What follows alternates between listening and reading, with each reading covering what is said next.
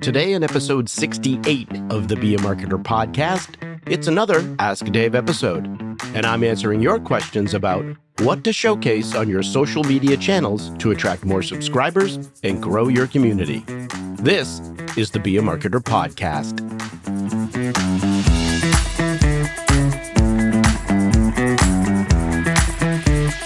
Be a Marketer.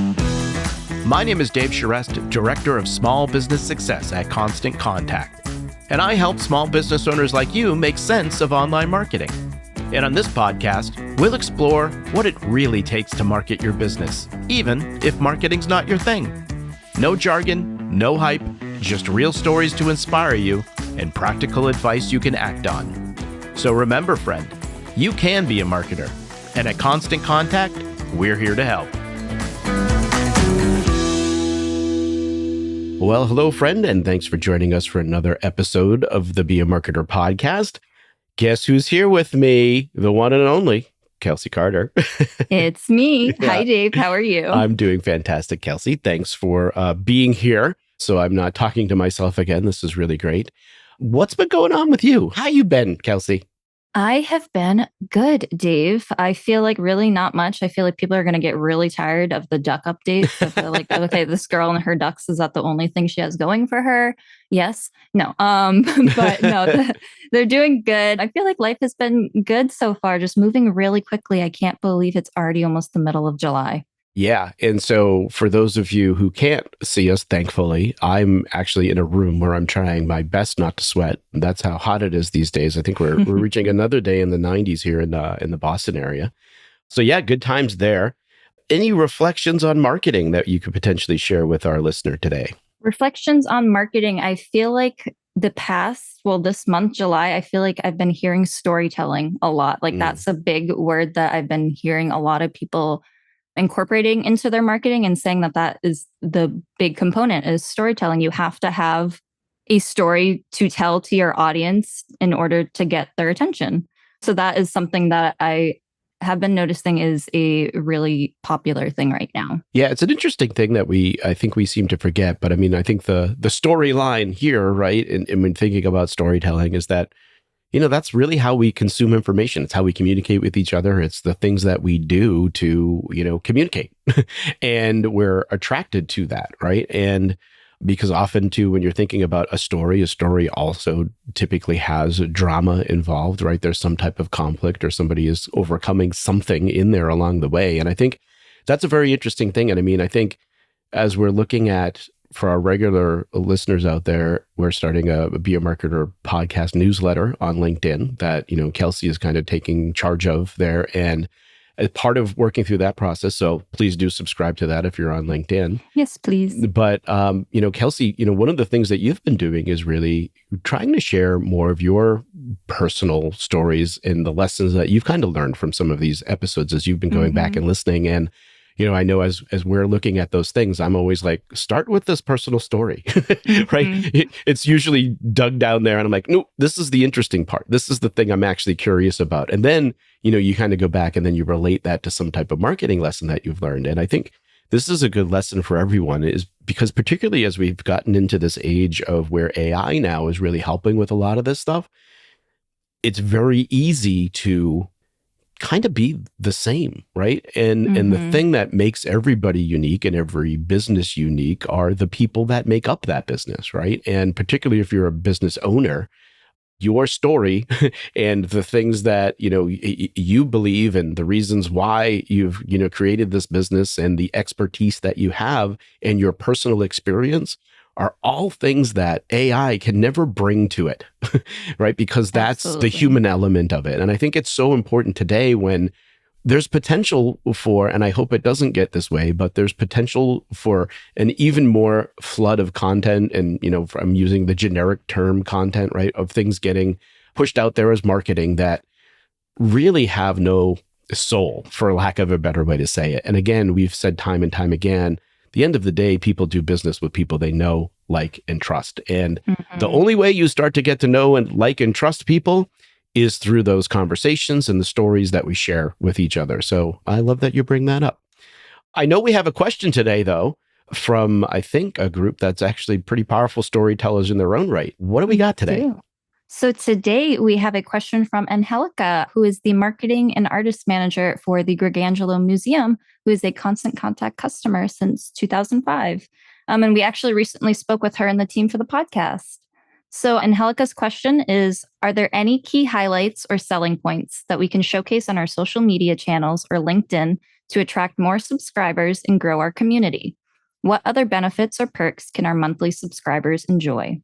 Okay, so there's a lot here, and I want to kind of talk through about it in a couple of ways. I think when you start thinking about what it is that you can be sharing, and particularly when you start thinking about the different social channels that you can use, but more importantly, how do you move the people from the social channels to your own channels, right? When we're starting to talk about email and SMS. And then I think similarly, as we're kind of talking today about this idea of having some uniqueness to it, it's about, what are the things that you can do in those channels, and, how do you make it your own, right?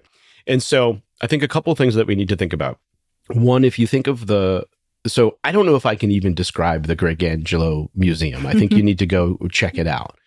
But what I can gather from not having experienced it personally and having the conversations that we've had with the team over there is that, it's a very unique experience in this house that involves, theatrical components. It's an immersive experience, and there's different types of things that they offer. And so when you start to think about who are the audience that they sell tickets for these things, but they also do some other like corporate events and things like that. So I'm going to kind of take it through that lens, right? So audiences, right? So you've got, I guess, your general audience, right? So I think this is often where we end up failing sometimes as businesses when we start thinking about marketing, because we often think of like the general audience, and sometimes you have to, because you have to kind of get people in through the door, and then you can kind of get tighter into who it is that you're trying to speak to after that. But because you don't have a specific, it's very difficult to kind of tie into the storylines or the things that a specific audience cares about. And so when you think about, you may have parents, right? If you have kid shows, which the museum does, you might be wanting to talk specifically to parents and trying to capture the things that will get their attention and give them something to do with the kids, right? Or give them something they're not going to get give them a magical experience they're not going to get someplace else, right? Then you've got, if you're doing these kind of like team building types of activities that you can do with people in this location as well, well, then you're thinking about talking to employers like HR teams, team leaders, things like that are looking for team building things to do, right? And then you might be doing events, right? Where you're actually going on location to other places. So you're sort of thinking about like, what are the places and who are the people that are looking for people to come and do these things at different venues.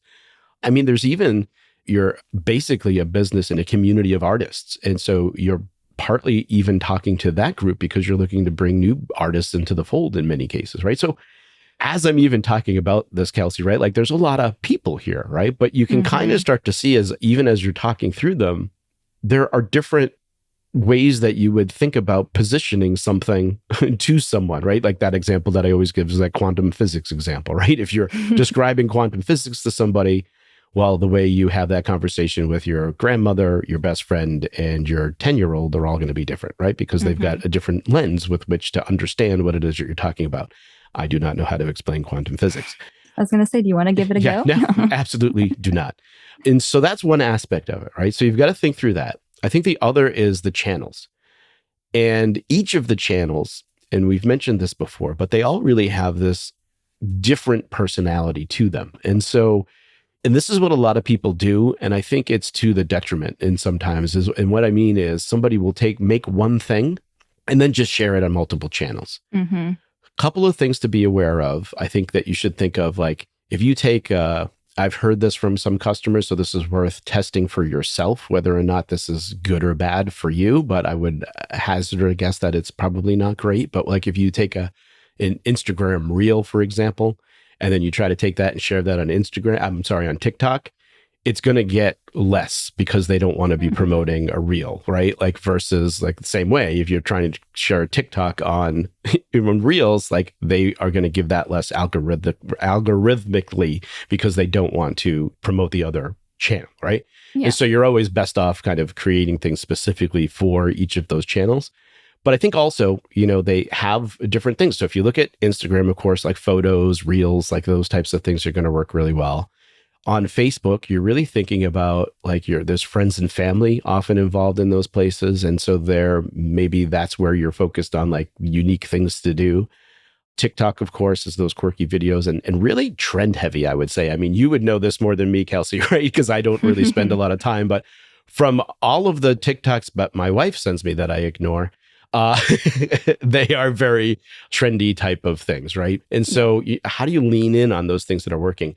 YouTube, right? Like I always kind of think like, depending on if you're a YouTuber, right, versus using YouTube for your business, I think you can argue whether or not that's really a social channel or not. But I think it's really more about kind of organizing videos that you may have. And I think creating another space where that's maybe one of the places where I would say you can repurpose videos, right? Because it's more like again, it depends on the investment you're going to make, but if you're not going to put the investment there, it's more of a repository for video than it is a true like social channel. But I think something worth thinking about. And then there's LinkedIn, right? Where I think that's obviously a more professional setting. It's not that these people wouldn't, want to do things, for the family or that type of things or personally with a group of friends. But that's really more along the lines of, again, the employer's HR team leader stuff that I think there you would want to focus the things that you're sharing more about the things that would capture their attention, right? And so I think the big thing here, though, what I want to point out is as you're thinking through these things and what you're doing, and you may be doing really great things across all of them, or you may be doing a good job and whatever, but I think to that point of focusing to figure out what is the thing that works on a specific channel, I would say that it's okay to focus on one channel at a time. And it's not that you're, maybe you continue to do what you're doing across all of them, but you really say, okay, where one, do we feel most comfortable? And then two, where are we seeing the best engagement? And then really start to dig in there to start to figure out, okay, so like, let's just say it's Facebook. Oh, this is the type of stuff that's really happening here. I also like to think about like, pay attention to who's engaging, right? And if you know who those people are, like if you just know, like from a personal perspective, right? Try to figure out what are the types of things that, oh, I know this person's going to engage with that, or I know this person's going to comment on that. Like, what are some things that would encourage them to do that more, right? Because then you start to figure out like, oh, something that works. And then that can also, start to work with more people, right? But I think the big thing here is that you're just focusing in more so you can make the connections to what really works on those channels. The other thing that I'll say is that I think the other thing that's good about this, as we mentioned, really having different audiences, is that's where actually paid advertising on social channels can be really helpful because it really does allow you to target in a different way than what you can do just organically. And you can also do those things as what they would call like dark post, right? So it's not like it's something going out to everybody. It's something going out to a very specific group of people that you've targeted. And that allows you to be very specific in your messaging. So you can talk to those groups that we're talking about here, and you can get very specific about addressing the needs and focusing on the value that you bring to that particular group of people. And so I think that's just something to really think about with this. And so I know the question is like, what can we do? And I think you can't really say what that is until you start thinking about the audience and then the channel, and then what are the things that are going to work, right? And I think and then as you get to, again, as we always talk about this idea of moving people from social to the channels that you own so you can have that direct connection, of course, we're thinking of a new email newsletter here. And as you get more subscribers to that, I think that really becomes one, what can you think about offering in terms of exclusivity, right? So it's not the same thing they're getting on the social channels. And maybe that means if you do an audit, you realize, oh, you know what, maybe we're going to hold this back on social, or, maybe these are some things we're going to change up as we start to see what really works well on those channels. But I'm thinking like exclusivity. So maybe it's like, if you got new shows coming up or new things, like maybe it's a first look at those types of things. But what I like about, because there's such a uniqueness here with the Greg Angelo Museum and the art that they create and the events that they create and the experiences that they create, I would encourage to, in some instances, I don't think it has to be every email, but how can you use the email as artistic expression itself, right? Which creates a different experience for somebody in terms of like what you would think the email is for, right? And so I would say, what if you were to think of that as email, what if that were the museum's only mode of creativity, right? And so instead of the museum itself being where they create the art, what if the inbox was where they create the art, right? And now you've got something that's really unique and different. And if you can execute on that in an engaging way, something that people could really, one, maybe even get a sense of like what it would be like to go to the museum through experiencing the email engagement piece of it, right? So those are just some things, right? Like that I would just start thinking of.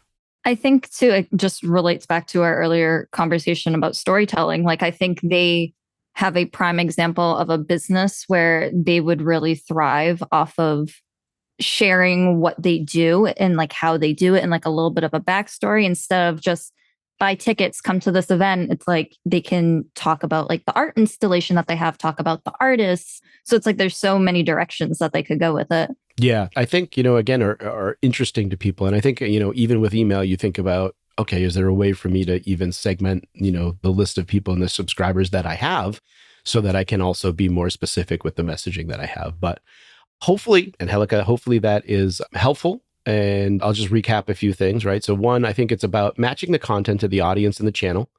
I think you really do need to consider paid advertising for targeting because particularly, you can figure out the math on that just in terms of like, you got to sell a ticket. How much is a ticket worth? How many tickets can we? And I think I would maybe even recommend people check out our episode with Brad Sundberg, who sells events, tickets to events and has a great deal of success with Facebook. Maybe we can share that in the resources for this episode as well. And then the other thing I would just say is, think about turning those emails into artistic vehicles for the message that you're trying to get across. So again, hopefully that is helpful to everyone listening. And I will also say that if we have any new customer listening here today, make sure you check out the new Customer Hub, where you can find resources to get you started. You got the ability to connect with other Constant Contact customers, and you can even drop into a live Ask a Trainer session to get instant help and pro tips. Kelsi, if someone else has a question for me, how do they send that in? If you're a Constant Contact customer, you can head right on over to the Constant Contact community to post your question for an upcoming Ask Dave episode. You'll find that link in the show notes. All right. Thanks, everybody. Thank you. I hope you enjoyed this episode of the Be a Marketer podcast. Please take a moment to leave us a review. Just go to ratethispodcast.com/BAM. Your honest feedback will help other small business marketers like yourself find the show. That's ratethispodcast.com/BAM. Well, friend, I hope you enjoy the rest of your day and continued success to you and your business.